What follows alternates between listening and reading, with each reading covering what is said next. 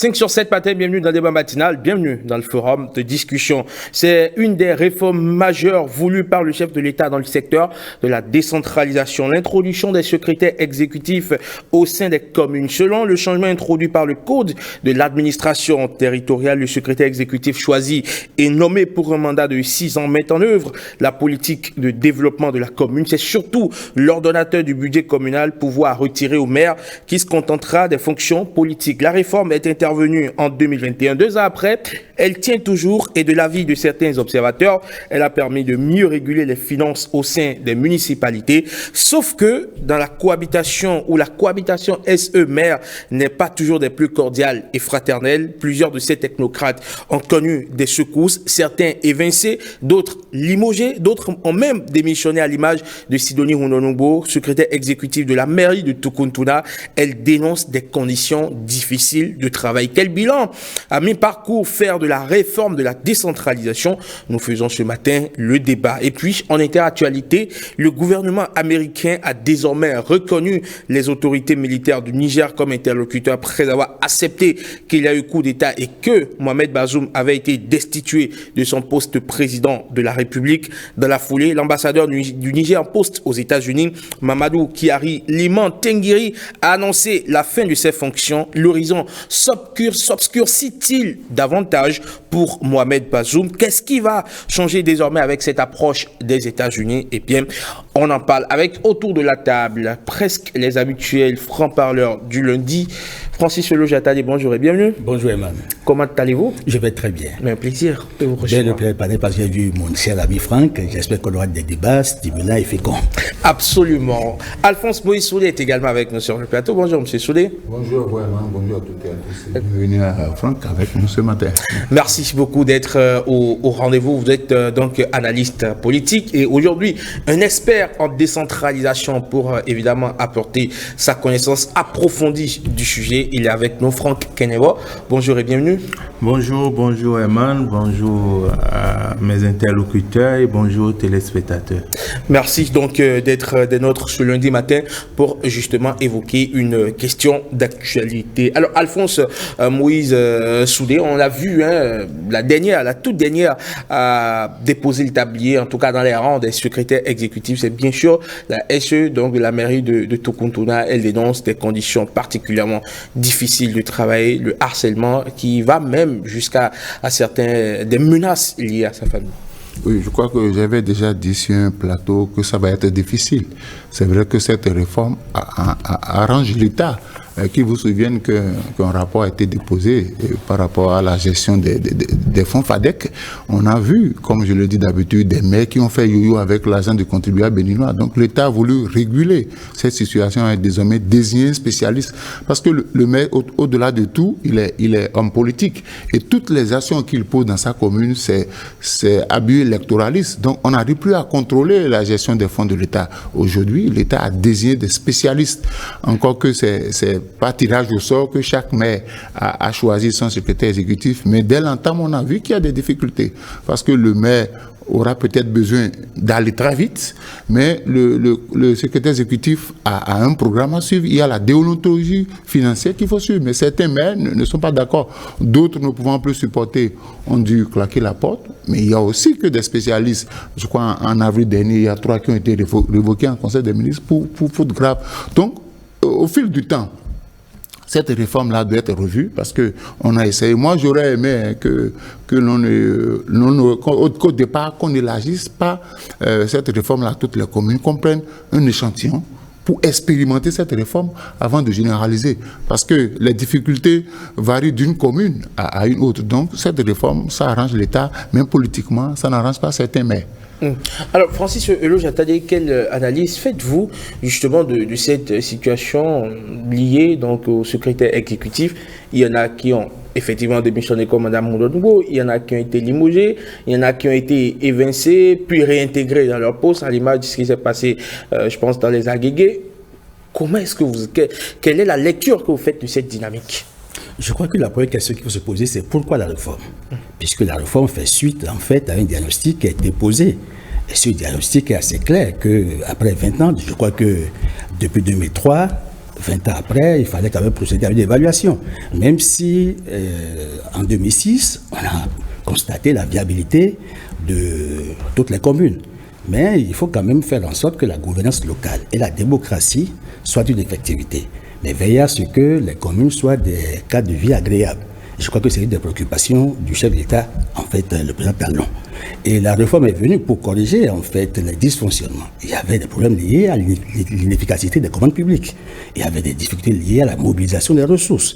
Il y avait des difficultés liées à la gestion, parce que le profil du personnel qui intervenait n'était pas adéquat.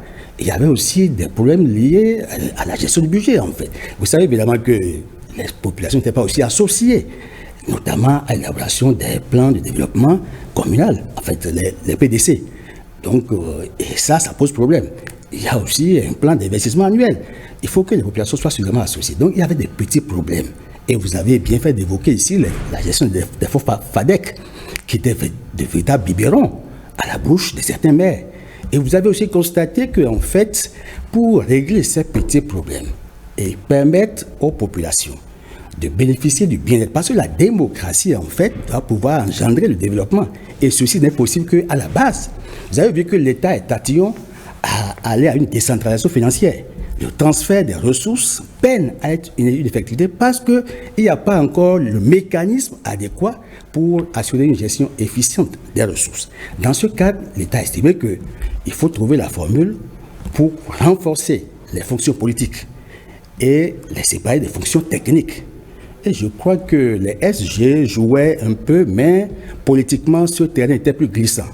Donc, il fallait aller à une formule qui permettait d'avoir une gestion efficiente, une transparence des ressources par rapport à la cartographie des ressources, parce que nous savons qu'il y a plusieurs acteurs qui interviennent. Il y a l'État central qui intervient, qui au cours du premier quinquennat a apporté un appui massif, mais qui a estimé qu'il faut que les communes soient autonomes et s'assument. Parce que, évidemment, vous savez que nous avons 77 communes, 546 arrondissements, et puis près de 5000 villages. Mais comment impacter les populations? Et je crois que, en fait, la réforme est venue pour corriger quelque chose. Une réforme vise une amélioration. C'est un changement important. Mais la réforme a un temps de latence. Parce que pour avoir les résultats escomptés, il faut bien attendre dans la durée pour pouvoir évaluer. Mais il se fait qu'il y a des grincements de dents. Cette réforme a érigé, en fait, un système de duopole. Nous avons un maire qui était autrefois ordonnateur du budget, mais qui a été plus ou moins dépouillé de ses attributs, désormais transféré à un SE, un secrétaire exécutif. Donc, nous nous retrouvons presque dans un système, je crois, de semi-présidentialité où il y a un chef d'État, en fait un maire qui est politique, et puis il y a un patron de la gouvernance même de la mairie qui est technique. Et je crois que le duo à la tête de nos communes se transforme par moment en un duel. Et ce duel provoque en fait les séparations. Il y a des démissions, il y a des déceptions, et puis comme au niveau des commandes publiques, il n'y a que la réforme a été actée, certes, mais cette réforme n'est pas dans une locomotive, c'est dans un TGV. C'est plus rapide. D'accord. Et les acteurs n'ont peut-être pas eu les formations qu'il faut tout à fait. Pour pouvoir, parce qu'il y a plusieurs structures d'accompagnement. On va l'évoquer tout à l'heure. Le temps pour moi de me tourner vers Franck Kenevo. Franck, est-ce que la situation donc aujourd'hui à la mairie de Tukuntuna avec la démission de la secrétaire exécutive doit être celle qui devrait fondamentalement mettre le doigt sur la plaie pour qu'on puisse se poser un instant et effectivement, éventuellement de voir s'il ne faut pas retoucher à 2-3 choses pour consolider la réforme? Merci. Avec votre permission, je voudrais rectifier que le mandat du secrétaire exécutif est de 5 ans. De 5 ans, oui, 5 ans. Et non de 6 ans. Et aussi, je voudrais dire que ce n'est pas une réforme des secrétaires exécutifs, c'est une réforme structurelle du secteur de la décentralisation. Et je sais que tout le monde dans l'opinion publique parle de réforme des SE, des secrétaires exécutifs. De la décentralisation. Alors, le fait de changer la dénomination même de la réforme pose un problème parce que peut-être la manière dont la communication a été orchestrée autour de cette réforme ou la manière dont la réforme a été mise en œuvre même par l'État, c'est ça qui a certainement suggéré que tout le monde ne retient que la réforme, une partie de la réforme, à savoir l'introduction des secrétaires exécutifs. Et donc ça pose un problème parce que si une réforme est pensée globalement et que dans la mise en œuvre, tous les regards sont attirés vers un côté de cette réforme, ça pose un problème. Ça veut dire deux choses. Soit la réforme n'est pas comprise, soit la réforme n'est pas allée à son terme. Et donc, je pense que quand nous prenons la décentralisation, il y a deux piliers. Il y a la démocratie locale et il y a le développement local. Mais la réforme a laissé le volet démocratie pour s'attarder sur le volet développement. Donc la réforme, au départ, n'est pas équilibrée. Parce que tout ce que nous voulons en matière de bonne gouvernance, tous les résultats que le gouvernement souhaite avoir dans les communes, ces résultats-là doivent être ancrés dans un processus de démocratie locale. Et quand on parle de démocratie locale, le premier élément, c'est que les citoyens participent, ont un pouvoir de décision, un pouvoir décisionnel ou un pouvoir de co-construction de la décision au niveau de la commune. C'est-à-dire que la réforme était bancale. La réforme a privilégié un côté et donc était déséquilibrée au départ. Ça, c'est le premier élément. Le deuxième élément, c'est que quand nous rentrons maintenant dans la réforme, on prend les trois éléments pour qu'une réforme puisse marcher. Il y a les hommes, il y a l'environnement, il y a les règles, les nouvelles règles qui sont arrivées. Au niveau de ces règles-là, je pense qu'il y a là encore un déséquilibre parce que à la pratique, on se rend compte que les élus ont commencé par décrocher. Mais si on prend une collectivité territoriale, elle n'est pas une collectivité territoriale si les élus ne jouent pas pleinement leur rôle. Et donc, tout le monde tourne les regards vers les secrétaires exécutifs que je plains aujourd'hui parce que ils sont dans un environnement hostile. Et ça, c'est le deuxième élément. Les élus qui ont fait des conférences de presse pour dire qu'ils sont d'accord pour la réforme, par derrière, torpillent cette réforme-là aussi. Il faut le dire. Et donc, les secrétaires exécutifs aujourd'hui, ils sont dans un environnement où les élus leur en veulent parce que ce n'est pas le maire seul. Lorsque le maire est chef de l'administration, c'est facile à un élu d'aller voir le maire qui est élu comme lui, de lui dire « positionne-moi telle personne ». Il y a aussi les marchés. Les marchés. Donne tel marché à telle entreprise que je parraine. Donc, quand on pense aux maires, non, c'est tous les élus qui ont été dépouillés. Et donc, il y a un potentiel environnement d'hostilité là. Maintenant, si on rentre dans l'administration, que les SE viennent diriger, parce qu'ils sont chefs de l'administration communale, dans cette administration-là, il y a beaucoup de cadres et de personnel qui voient cette réforme d'un mauvais œil simplement parce que cette réforme amène des cadres qui sont mieux payés et qui doivent s'appuyer sur une partie de l'administration dont le problème n'est pas réglé. Parce qu'on a toujours dit que la réforme devrait, dans un premier temps, envoyer des cadres au niveau des communes, mais aussi décider du sort du personnel qui reste. Parce qu'il y en a qui n'avaient vraiment pas le profil. Et donc ceux-là, ils sont là. Les anciens secrétaires généraux, les anciens directeurs sont dans cette administration et ne sont pas à des postes de responsabilité. Donc, l'environnement même, aujourd'hui, au niveau des communes, est-ce que cet environnement permet à un secrétaire exécutif de travailler sereinement? Il ne faut pas demander l'impossible au secrétaire exécutif sans examiner tout ce qu'il y a autour. La secrétaire exécutive de Tokuntuna a parlé de menaces, de harcèlement, de violation d'intimité, etc. Donc, il y a un environnement qui n'est pas propice au niveau des collectivités territoriales. Et aussi, lorsque nous regardons le gouvernement dans un souci de rentabiliser, parce que c'est l'une des réformes qui coûte très cher du point de vue fonctionnement, parce que cette réforme a attribué des salaires à tous ceux qui sont élus aujourd'hui au Bénin, que ce soit le maire, les adjoints au maire, les présidents de commission, les chefs d'arrondissement et les simples conseillers ont des salaires. Les secrétaires exécutifs ont des salaires. Les directeurs qui les accompagnent, les 6 autres directeurs qui les accompagnent ont des salaires. Et donc, ça revient cher à l'État. Et donc, l'État, dans une démarche de préserver ses investissements, a mis en place une cellule. Mais cette cellule-là joue un rôle de suivi et de contrôle qui ne remplace pas l'assistance conseil de l'autorité de tutelle. Donc, il faut que la réforme aussi puisse revenir aux fondamentaux de la décentralisation pour permettre à chacun de jouer son rôle. D'accord. Et que on puisse avoir les résultats.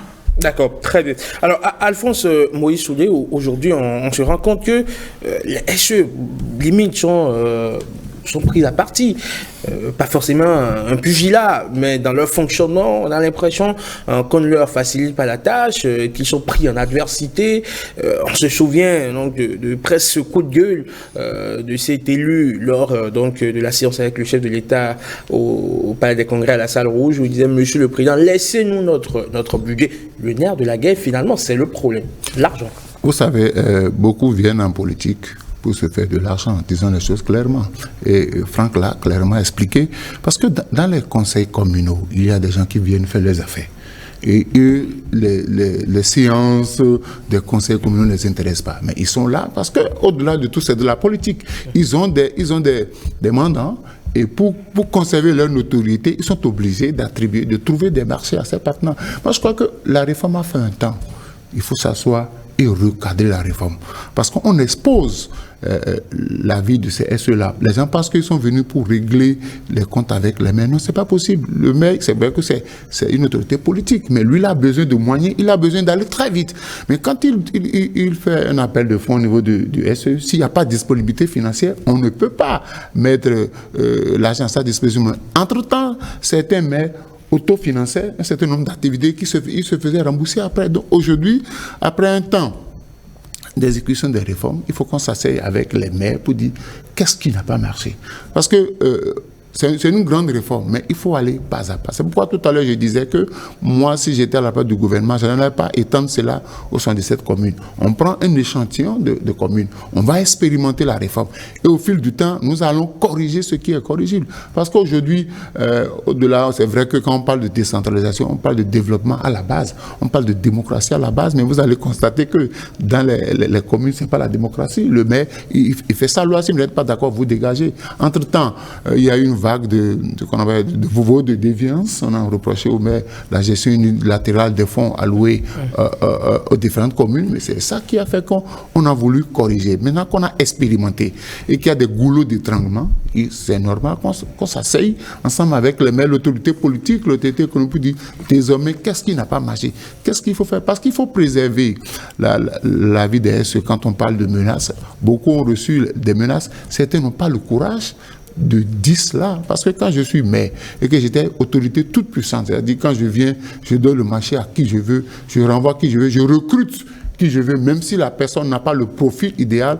Quand c'est un partisan politique, je l'encourage à venir travailler avec moi pour que moi je puisse maintenir mon électorat. Aujourd'hui, cette prérogative-là leur a été arrachée, ils ne seront pas trop contents. Du coup, il y a une guerre larvée entre les SE et les maires. Donc aujourd'hui, il faut que l'État organise peut-être un séminaire pour revoir. Parce que quand on parle de cette réforme, on ne voit qu'un seul côté comme la différence. Un seul côté, c'est-à-dire qu'on a envoyé les SE pour toiletter la gestion des fonds de l'État.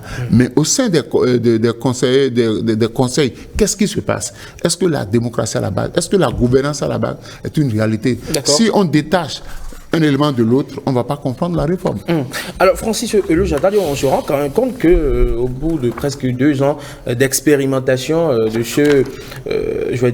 cette réforme, au plan financier, au plan économique, cela a quand même porté des fruits, des résultats. On a l'impression quand même où les résultats révèlent que la gestion financière au sein des mairies s'est beaucoup améliorée. Mais écoutez, la gestion est améliorée, certes, mais l'environnement, je crois, est chrysogène. Et quand cet environnement est chrysogène, ça ne permet pas, évidemment, d'avancer. Donc, vous comprenez avec moi qu'il n'y a pas que dans le secteur de la décentralisation. Les réformes, de façon générale, ma foi, obéissent à une pédagogie.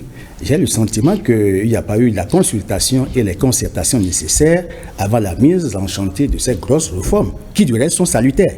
Mais, parce que j'ai suivi aussi bien à l'université, vous avez vu, à ce jour, ils sont à une trentaine de réformes. Si mais que même les partenaires sociaux parlent de déferlement de réformes dans l'enseignement supérieur. Depuis la révision de la carte universitaire jusqu'au dernier décret prépare le chef de l'État, en fait, le décret portant création de la DCE, en fait, la délégation au contrôle et à l'éthique, mais aussi le dernier qui porte AOF du CNE. Donc, aussi bien dans l'espace universitaire, au niveau de la décentralisation, que dans la vie politique, vous avez compris que depuis un moment, les partis politiques réclament qu'on aille à la relecture des textes, des lois électorales, pour pouvoir pacifier l'environnement politique. Donc, il faut évidemment, comme l'a suggéré, je crois, Moïse, qu'on trouve la formule, à défaut d'aller à un forum national, qu'on organise un séminaire pour que des regards pluriels puissent se prononcer. Est-ce que vous pensez que les gens pourront, à la longue, adopter la mesure? Est-ce que vous pensez que ça va passer? Est-ce que ça va quand même pas rester quelque part un boulot? La réforme est salutaire, mais elle risque de laisser un goût d'inachevé. Parce que si le chef de l'État, je crois, vient atteindre ses objectifs en termes de résultats de performance pour sortir par la grande porte en 2026, il a intérêt à ce qu'on puisse aller à une relecture ou à défaut qu'on apporte de nouvelles expertises pour améliorer qualitativement ce qui est en chantier. Vous avez vu évidemment qu'au début, quand on a créé le BAI, par décret 366, je crois, du 16 juin 2016, et puis les UPS qui ont été créés en 2017, les ministres avaient peur. Mais aujourd'hui, quel ministre a peur? Quelle agence, quel DG d'agence a peur? Donc, même au niveau du pôle de compétences, en fait, le BAI qui est un outil important, il y a encore des critiques, des formulées, il faut aller à une révision de toutes les structures de gouvernance, il faut un nouveau coaching. En fait, la gouvernance a besoin d'un coaching pour que nous puissions atteindre des résultats. Le chef de l'État, en fait, a des soucis. Et je crois qu'il est dans un état d'esprit. Il croit que, en fait, sauf erreur de ma part, que le gain majeur de tout ce qu'il a engagé, c'est l'état d'esprit qui a changé. Mais je n'ai pas le sentiment que l'état d'esprit ait changé. Parce que si tout le monde était dans la dynamique du chef de l'État, mais les choses iraient plus facilement parce que lui, il a un leadership fort centré sur le courage et sur l'audace. Vous avez vu ceux qui démissionnent parce que l'environnement est austère. Et cette hostilité ne permet pas de développer le potentiel qui est en lui. Donc faisons en sorte que les réformes, évidemment, puissent aboutir à des résultats concluants. D'accord. Puisque, évidemment, je crois qu'il y a le triennal 2024, 2025, 2026. Nous avons encore une chance pour améliorer et puis apporter des rémédiations. Parce qu'en fait, le BAI, par exemple, devait diligenter des enquêtes, des audits, un truc comme ça pour voir. Il n'y a pas que la structure qui doit accompagner la gouvernance, il y a le BAI qui est en fait qui est la superstructure, qui est un pôle de compétences, qui doit faire son travail et au besoin, en fait, aider le chef de l'État à décider ou à sanctionner pour répondre aux impératifs de bonne gouvernance. Le Bénin doit être mieux gouverné aujourd'hui. D'accord. Plus que jamais. Alors, Franck Kenyavo, il a pointé quand même aussi du doigt le profil de certains SE en termes de compétences, en termes, bien sûr, de parcours académique, si je peux me permettre, qui n'est pas forcément adapté à leur rôle, à leur fonction au sein de l'administration communale. Qu'est-ce que vous en dites? Non, c'est vrai. Et j'ai eu à le dire plusieurs fois. Il y a eu un profilage trop large parce que gérer une collectivité territoriale, c'est un profil clair qui est connu. Maintenant, si le gouvernement ne veut pas s'appuyer sur les administrateurs civils et voulait ouvrir le profilage, il fallait pas ouvrir à des gestionnaires de ressources humaines, à des gestionnaires d'entreprises, etc., etc. De sorte que sur le fichier, on retrouve des gens qui n'ont jamais été directement ou indirectement en contact avec l'administration locale et qui se retrouvent en position de secrétaire exécutif. Ceux-là, ils tâtonnent, ils se cherchent. Et deuxième chose, par rapport au profilage, si on a un fichier de 400 personnes et qu'on sait qu'il n'y a que 77 communes, moi je pense qu'on aurait dû prendre les 100 premiers ou les 77 premiers sur la liste et faire le tirage au sort à ce niveau. Mais le fait d'ouvrir le tirage au sort au 400, mais le 400e n'a rien à voir avec le premier.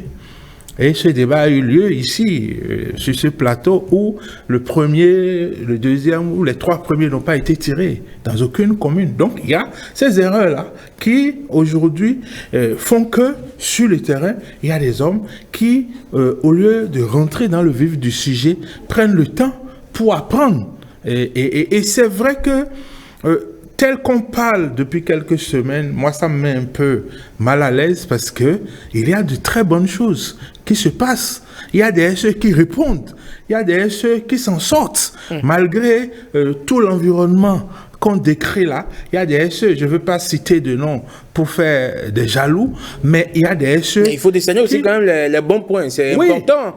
Non, je sais qu'il y a des secrétaires exécutifs qui travaillent bien, qui sont en bonne intelligence avec la tutelle, qui fournit.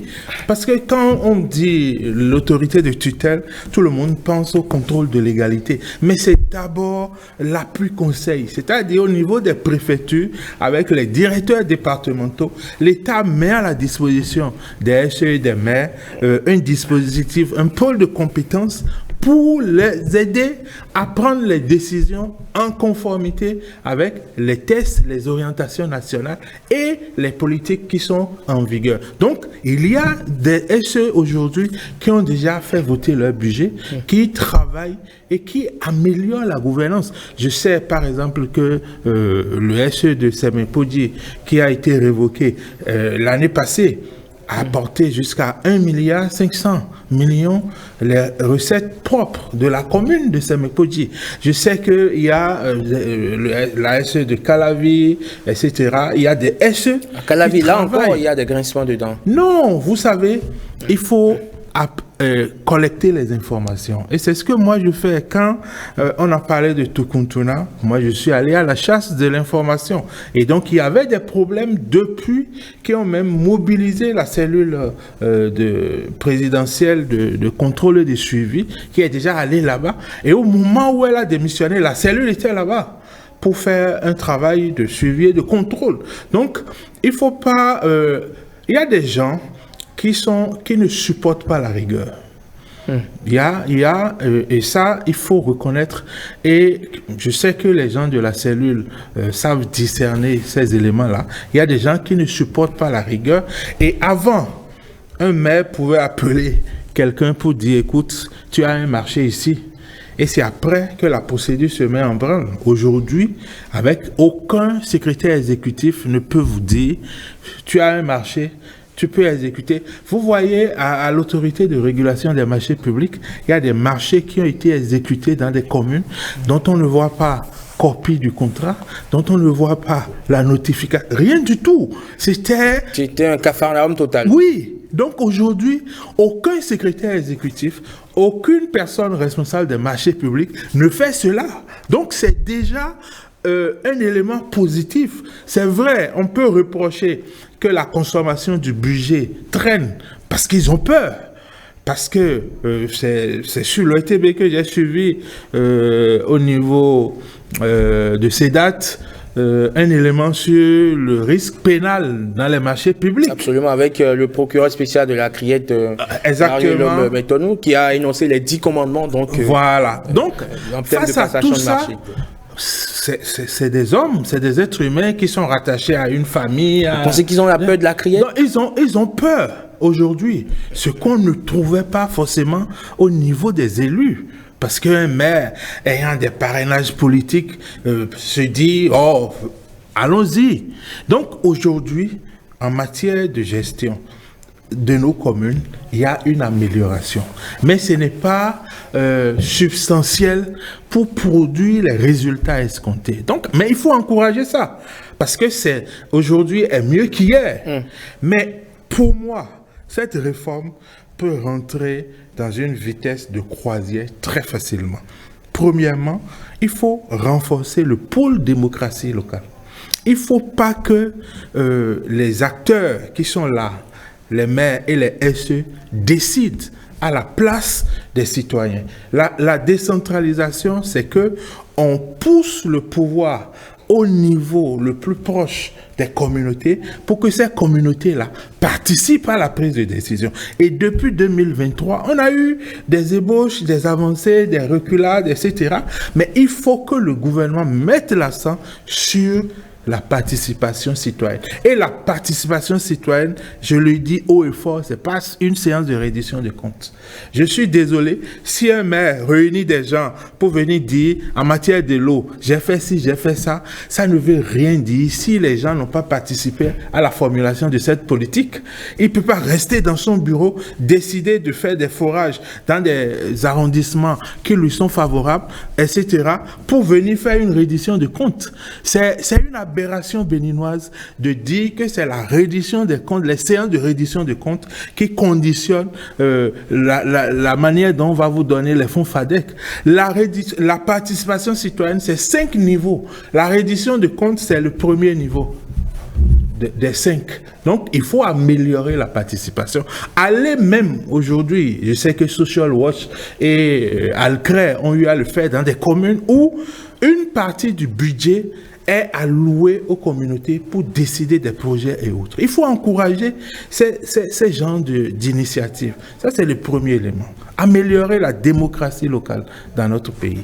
Deuxièmement, il faut donner des outils au SE. Le SE qui est venu dans une commune, il ne sait pas qu'il y a des outils pour la participation citoyenne. Mais l'État, la préfecture, la cellule de suivi doit leur donner ces outils-là. Le budget participatif fait partie de ces outils-là. Deuxièmement, manuel de procédure. Le SE de Abomey a démissionné. Pourquoi? Parce que il voulait faire une procédure de révocation. Il a fait une procédure de révocation de son DAF, mais en utilisant des lois qui ne sont pas opérantes en la matière. Et deuxièmement, tu flanques une sanction du 2e degré, tu attends que l'autorité de tutelle approuve avant d'appliquer. Donc, s'il avait, ce monsieur, un manuel de procédure qui explique que pour la procédure de révocation du DAF, il faut interroger telle disposition de telle loi, telle disposition de telle autre loi. C'est bien cité. Il ne va pas se fouvoyer. Il en est de même aussi pour certains maires. On l'a vu dans le cas de Agégué, par exemple, où le SE a été révoqué sur la base d'un test qui n'est pas adapté à la matière. Et c'est la préfecture qui est venue. Extraordinaire. C'est-à-dire des élus se retrouvent en conseil de supervision et sans interroger les tests adéquats, décident de révoquer le secrétaire exécutif, alors que le code dit clairement qu'il faut une délibération du conseil de supervision doublée d'une délibération du préfet, ce qui pour moi est une aberration parce qu'on ne peut pas être juge et partie. Mais c'est ce qui est dans la loi. Et ça s'impose. Et donc, ils ne peuvent pas s'asseoir sans que quelqu'un ne dise « lisons les tests en la matière pour les appliquer ». Dans les tests qui laissent la possibilité au conseil de supervision de révoquer le SE, il n'y a pas de suspension. C'est une procédure qui est acquise ou pas. Et ils ne peuvent jamais le faire sans le préfet et l'autorité de tutelle. Donc, moi, quand j'ai vu ça, j'ai dit, mais comment est-ce que les élus peuvent s'asseoir et ne pas... C'est pour ça que, dans toute décision, on oblige à faire des visas. Vu telle loi, vu tel article, vu telle décision, vu tel... Donc ça vous permet quand même de ne pas vous fouvoyer comme ils l'ont fait au niveau de Agégué. Donc, il y a aujourd'hui, on parle... Francis, a parlé du plan annuel d'investissement. On ne peut pas faire un plan annuel d'investissement sans aller vers les citoyens, si vous laissez les cadres et les élus décider de là où on va mettre telle école, de là où on va reprofiler les pistes rurales, de là où on va construire une gare et autres, mais eux, ils ont des intérêts qui sont différents. Et quand on parle de planification, je le dis, mais les gens ne perçoivent pas. Si vous faites une planification, si moi j'ai, par exemple, 1 million, et je fais une planification de 5 millions, mais c'est celui qui est ordonnateur qui va décider de ce qui rentre dans 1 million sur ce que j'ai planifié pour 5 millions. Et donc, il décide en dernier ressort et n'est pas tenu de prendre ce qui est priorité pour l'organe qui a délibéré. Et donc, il faut faire des planifications. Aujourd'hui, il y a des PDC qui sortent et qui sont encore exagérés. Tout ça là, ça ne permet pas d'avoir un tableau de bord pertinent pour dire, dans ma commune, on a besoin de 100 classes, je planifie de manière claire et objective leur réalisation. Donc, il y a des éléments qui permettront très rapidement, en 6 mois, à cette réforme de rentrer dans sa vitesse de croisière. Il faut les mettre en place. Justement, j'allais en venir. Alphonse Moïse Soulé, aujourd'hui, on en est à un peu plus de 2 ans donc d'expérimentation de cette réforme sur la décentralisation. Pour vous, est-ce qu'il faut continuer, est-ce qu'il faut poursuivre, ou il faut s'arrêter pour voir les failles, quitte à les corriger tout de suite? Il faut s'arrêter. Parce qu'il ne faut pas avancer aveuglément. On a vu qu'il y a des goulots de d'étranglement qu'il faut lever. C'est pourquoi j'ai dit tout à l'heure que ce soit l'État, que ce soit... Parce que vous ne pouvez pas être conseiller municipal ou communal et ne pas maîtriser les tests de la décentralisation. Ce n'est pas possible. C'est pas du tout... Et on est en train de constater là que beaucoup ont été élus, mais ne maîtrisent pas les tests. Et les réformes passent forcément par les tests. Vous ne pouvez pas être maire de votre commune et ne pas savoir que pour élaborer le plan de développement communal, il faut aller vers les citoyens. C'est eux qui en ont besoin. Vous ne pouvez pas faire une réforme sans associer les premières personnes concernées. Donc je crois qu'il faut s'arrêter, faire le point, que ce soit avec les PTF, que ce soit avec l'État, que ce soit avec les citoyens, qu'on fasse le point. Qu'est-ce qui a marché, qu'est-ce qui n'a pas marché, qu'est-ce qui est corrigible. Ne pas s'arrêter et foncer tête baissée. À la fin, nous allons voir que bon, comme la plupart des réformes, parce que quand on a une kyrielle de réformes au Bénin, que j'apprécie, mais il n'y a pas de suivi dans ces réformes-là. On les lance, les cadres qui sont chargés de suivre l'effectivité de ces réformes à un moment donné baissent les bras et on se rend compte que plus personne ne suit rien. Il faut déjà qu'on s'arrête à ce niveau parce que c'est important pour la démocratie au Bénin.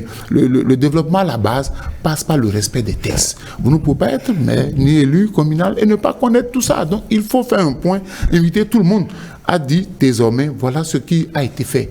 Qu'est-ce que vous proposez? Parce que cette guerre entre conseil communal et SE, ça va continuer. Ça va continuer parce que, je dis souvent, on ne vient pas en politique pour les beaux yeux de quelqu'un. On vient d'abord pour faire son business. Et quand je viens en politique, vous m'empêchez de faire mon business. Je vais vous empêcher de faire votre travail.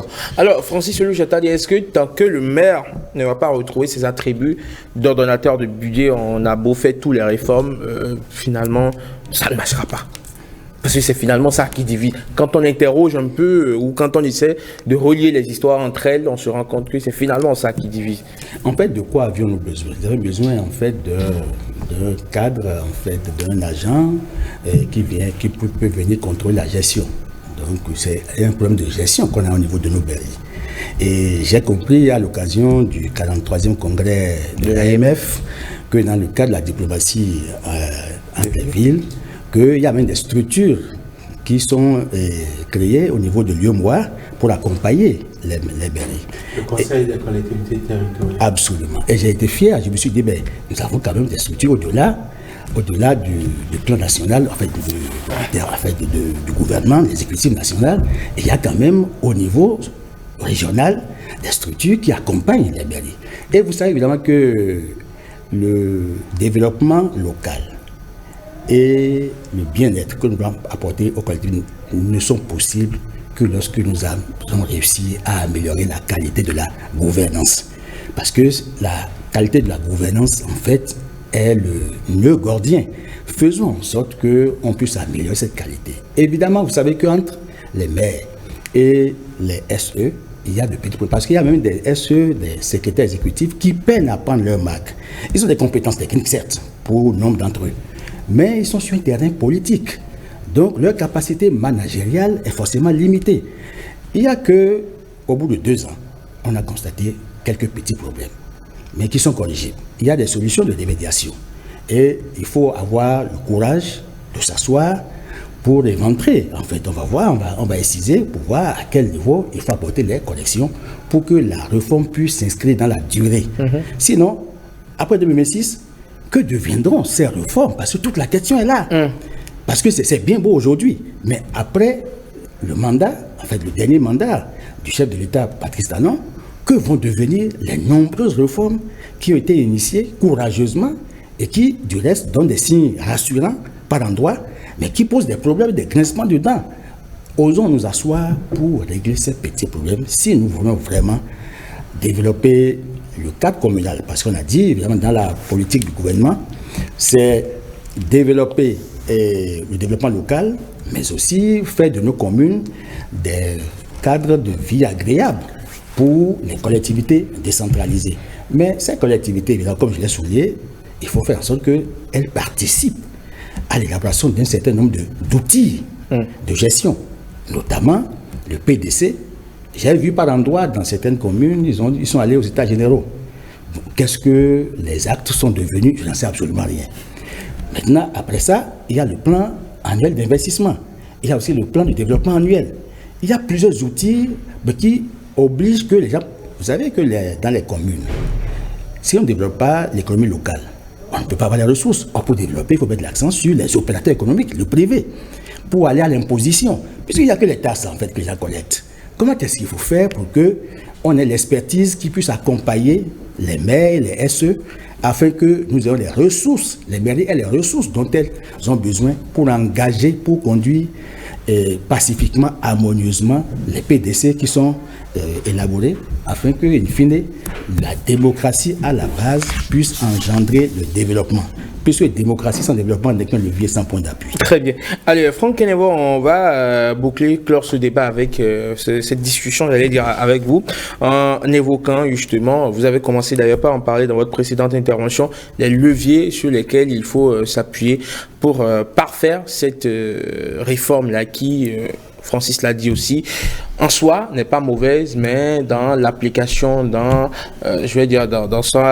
son enracinement, dans son ancrage, encore quelques difficultés. Moi, je pense que le premier élément, c'est véritablement de travailler à ce que la réforme aille jusqu'au bout. On a un personnel au niveau des communes, à part quelques communes, il y a beaucoup de communes aujourd'hui où le personnel est renforcé en haut de la pyramide administrative, mais le reste, il faut régler cette situation. Il faut voir si on peut ouvrir des passerelles entre l'administration territoriale et l'administration de l'État pour que ceux qui sont au niveau des communes et qui ne servent à rien pour les communes puissent migrer vers l'État central et qu'au niveau de l'État central, on puisse avoir de la ressource humaine parce que les communes doivent aujourd'hui fonctionner comme des agences de développement.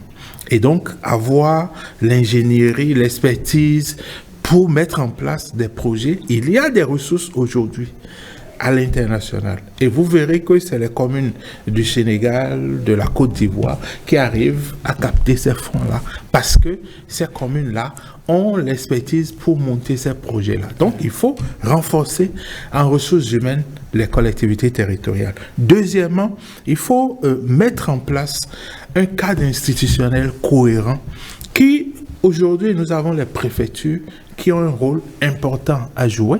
Il faut que les préfectures jouent leur rôle d'appui conseil et que, fondamentalement, au niveau des collectivités territoriales, on puisse développer des outils de participation et vous verrez que très vite, les choses vont s'améliorer et le gouvernement aussi, dans la réforme, a prévu le fonds d'investissement communal.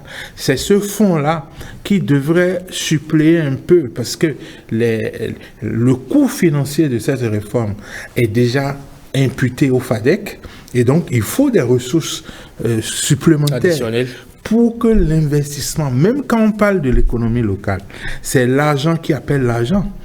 Il faut que les communes aujourd'hui, dans leur vision de développement, intègrent les questions de l'emploi, les questions de l'économie locale, c'est-à-dire d'appuyer les femmes qui sont, c'est vrai, il y a le microcrédit à l'AFIA, mais qui est déployé du niveau national, mais il faut que les communes puissent avoir un répondant, former les femmes, accompagner les femmes et, si possible, mobiliser des ressources additionnelles.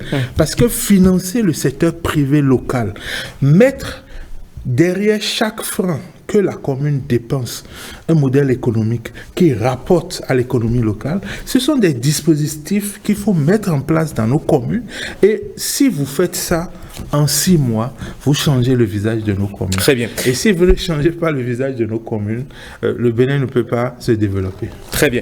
Merci beaucoup à vous, Franck Kenevo. Merci d'avoir accepté donc participer à ce forum de discussion pour nous expliquer justement les tenants et aboutissants de la réforme sur la décentralisation et surtout cette actualité qu'on a commencé par vivre depuis un moment, les secrétaires exécutifs qui sont dans la tourmente, qui sont parfois persécutés. Mais aussi, excusez-moi, j'ai oublié de le dire, aujourd'hui, il y a un suivi de près qui fait que on voit les failles. En 2003, s'il y avait eu ce suivi-là de près, peut-être qu'on aurait amélioré la mise en œuvre de la décentralisation. Donc, c'est parfois pédagogique de sanctionner, de voir des démissions, parce que il y a une cellule qui, au jour le jour, suit ce que font les SE, les communes, et apporte des sanctions positives comme négatives. Donc, je pense que c'est aussi ça une marque de cette réforme qui est suivie de près par le gouvernement qui a mis beaucoup de ressources dedans. Merci Franck. Allez, 5h07 matin, le forum de discussion va se poursuivre, mais avant, une petite pause et on revient juste après pour évoquer le second sujet en discussion. Il s'agit des USA, des États-Unis, qui reconnaissent désormais officiellement la junte militaire au pouvoir comme interlocutrice. À tout de suite. Allez, on revient donc en plateau pour évoquer cette nouvelle actualité. Contrairement donc à la France, les États-Unis souhaitent nouer des relations avec la junte, reconnaissant de facto, Francis Ologiatta, attendait le coup d'État des militaires nigériens de juillet dernier. Le président déchu du Niger, mais toujours officiellement en exercice, Mohamed Bazoum reste donc reclus dans sa résidence. Pendant ce temps, les États-Unis, limite, sont passés à autre chose. On peut le dire ainsi. Mais écoutez, la diplomatie de la Maison-Blanche et celle de Paris, rarement on s'accorde, surtout quand c'est de l'Afrique ou du Sahel. La seule fois où les États-Unis se sont alliés derrière la France, en 2011, pour l'intervention en Libye. Mais il se fait évidemment que vous avez vu, quand vous suivez le comportement évidemment des Américains, au début, ils avaient dit évidemment qu'ils étaient préoccupés par le sort qui était réservé à Bazoum et qu'ils appelaient au rétablissement de l'ordre constitutionnel. Les jours qui ont suivi, vous avez vu qu'il y a une ambassadrice qui a été nommée et qui devait aller mais qui n'a pas pris fonction. Mais il y a eu des médiations aussi avec la junte. Maintenant, les Américains ne sont pas du tout dans la même ligne que la France parce que vous savez, il y a des intérêts importants. Les Américains, évidemment, ont beaucoup investi aussi pour lutter contre le terrorisme et estiment évidemment que le Sahel constitue une zone stratégique. Or, vous savez que la Chine et les Américains ont toujours une guerre. Et la géopolitique internationale aujourd'hui fait que la Chine, la Russie, et le Brésil, et l'Inde, et puis l'Afrique du Sud ont formé les BRICS. Or, il se fait qu'au sein des BRICS, il y a deux puissances qui émergent et qui veulent investir abondamment en Afrique, notamment la Chine et la Russie. Or, les Américains, s'ils optent pour faire la diplomatie à la française, c'est qu'ils seraient évincés alors qu'il y a la géopolitique qui impose que les puissances se positionnent, même si par l'endroit j'ai entendu que les Russes ont dit que les Américains n'étaient que des tigres en papier. J'ai répliqué à celui qui me l'a dit qu'attention, mais qui disent aux Russes qu'en fait ils sont tigres en papier, mais ils sont des dents atomiques. Donc nous sommes dans l'équilibre évidemment des puissances, et c'est normal que les Américains se retraitent pour se repositionner en reconnaissant la junte, pour pouvoir continuer à être présent afin de ne pas être évincé, surtout par la Chine et par la Russie. D'accord. Alors, quelques semaines plus tôt, on a vu les États-Unis retirer leur aide de quelques 500 millions de dollars donc, au Niger, parce que selon la loi américaine, on l'a évoqué par ici, les États-Unis ne peuvent accorder du financement à un pays militairement dirigé ou dont le président a été renversé par un coup de force. Et quelques jours après, il y a donc, on va dire ainsi, pas un rétropédalage, mais cette avancée dans les relations diplomatiques entre le Niger et les États-Unis, est-ce que cela complique davantage la situation de Mohamed Bazoum, dont l'horizon peut-être s'obscurcit maintenant plus que jamais?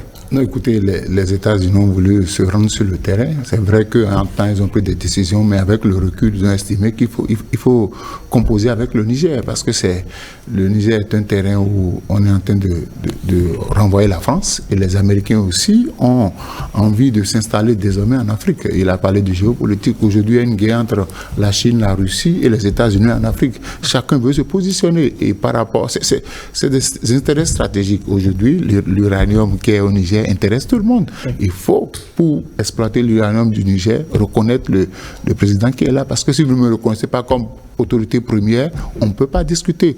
Malheureusement, c'est compliqué pour Bazoum. Et vous allez voir, les Américains ont appelé les États de la CEDEAO à dialoguer avec le régime en place. Donc, une fois que l'autorité est reconnue par les États-Unis, les Américains sont prêts à composer avec les Nigériens. Pour eux, c'est ça. Il faut commencer par discuter. Il faut le dialogue. On ne peut pas rester campé sur sa position. Donc, je voudrais, comme les États-Unis, que les États membres de la CEDEAO en fassent de même. Sinon, bon, si les Nigériens ont le soutien des États-Unis, ils vont se bomber le torse. Vous, les petits morceaux, vous ne voulez pas de nous, mais les grandes puissances de ce monde ont accepté de composer avec nous. Bazoum, bon, peut-être avec le temps, les Américains vont négocier une sortie honorable pour le président Bazoum, mais il faudrait qu'ils reconnaissent désormais que, bon, il n'est plus président de la République, on l'a déposé et puis on passe à autre chose. Très bien. Alors, cette posture des États-Unis ne fragilise-t-elle pas davantage la France? Mais écoutez, je crois que les Américains ont eu le temps, par la réelle politique, de comprendre que l'intervention de 2011 en Libye n'était pas opportune. Vous avez vu que Barack Obama, des années plus tard, a dit que c'était une faute qu'ils avaient commise, une erreur qu'ils avaient commise en intervenant en Libye. Alors, vous avez suivi aussi les Français, curieusement, je crois que c'est Macron qui a reconnu plus tard que l'intervention en Libye était une erreur de la part de la France. Bon, les Américains, ayant plus le recul, ont compris que l'intervention en Afrique, il faut savoir lire. Il ne faut pas faire une lecture linéaire, il faut faire une lecture plurilinéaire. En fait, il faut lire sur plusieurs angles. Les Américains ont compris qu'ils avaient fauté en 2011, ne comptent plus commettre la même erreur. Deuxièmement, ayant apprécié l'environnement international, qui est lourd de menaces, avec l'émergence des puissances du BRICS, qui veulent avoir des parts de marché aussi en Afrique, avec une intervention, avec une coopération militaire qui accompagne, les Américains estiment que l'ordre du monde qui est en gestation risque d'être en leur défaveur. Il faut forcément qu'ils affirment leur présence, surtout dans le Sahel. Or, le Sahel regorge d'immenses ressources. Donc, il faut maintenir le cap. C'est la grosse question qui se pose, c'est Bazoum, qu'est-ce qu'il devient? Et deuxièmement, les États de la CEDEAO, les forces communautaires, qui sont allés trop vite en besogne, en mettant sur la table toutes les options, est-ce qu'aujourd'hui, compte tenu de l'évolution de la situation, est-ce qu'il ne faut pas raviser, revoir, réévaluer la situation et engager une diplomatie plus pacifique pour que nous puissions normaliser les relations qui existent entre nos différents États? Surtout que le monde qui était bipolaire et qui est en train de se reformater, parce que ce monde risque d'être unipolaire si les Américains font l'erreur. Puisque aujourd'hui, la Russie, on n'a pas vu venir. Et curieusement, elle s'impose en ayant comme des béquilles solides la Chine et la Corée du Nord. Dans ces conditions, nos micro-États qui sont en Afrique, que nous appelons parfois par orgueil grands États, est-ce que nos États ne vont pas faire en sorte que l'Afrique soit plus solidaire et que les institutions, que ce soit nationales, sous-régionales, continentales, qui sont mises en place, aident au développement de l'Afrique plutôt qu'à la scission? Puisque dans la division, ce n'est pas évident que nous puissions avoir notre mot dans le concert des nations. L'Afrique doit pouvoir s'unir, à moins que ce rêve ne soit pas un rêve réel. Parce qu'il y a un peu comme un bicéphalisme, une tête qui dit nous voulons une unité africaine forte, mais il y a aussi une autre tête qui pense que non, dans la division, chacun pourra tirer son épingle du jeu. C'est marrant du feu. Il faut faire en sorte que, compte tenu de l'évolution de la situation, qu'on aille à la normalisation et qu'on aille à la désescalade. Je crois que les Nigériens, pour ce que nous apprenons à travers les chaînes de télévision et ce que nous lisons sur certains canaux crédibles, les Nigériens ont fini eux-mêmes, en tant que peuple souverain, à accepter la junte qui est au pouvoir. Les forces, les puissances occidentales, qui parfois nous manipulent et nous téléguident, ont commencé par baisser de forme. La France, qui n'avait pas reconnu ce pouvoir qui a été installé au Niger, a fini par aussi changer de posture et a même rappelé ces soldats qui étaient tapis au Niger.